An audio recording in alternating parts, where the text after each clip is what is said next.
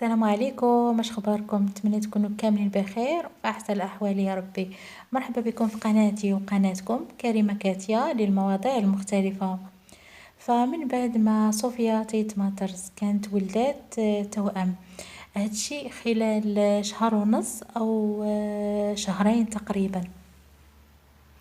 فدائما هي كانت متكتمة جدا عن الخبر، ولكن شاءت الأقدار وكانت إرادة الله هي الأقوى. فنشرات عبر ستوري انستغرام: نتوما قولوا لي شنو السميه اللي غتكون سميتها على الابنه ديالها. بطبيعه الحال كنتي في الفيديوهات ديالك القدام كتقولي لينا الا عطاني الله بنت نسميها اميره.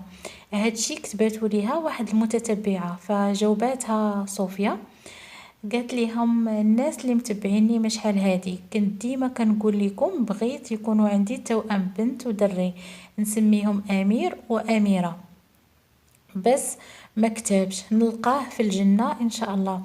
وهذا الشيء الا كيدل على شي حاجه فكيدل على انها فقدات الابن، والابنه راها مازال عايشه، الله يخليها ليها ويكون ليها طائر من طيور الجنه. السلام عليكم، نتلاقاو في فيديو قادم ان شاء الله.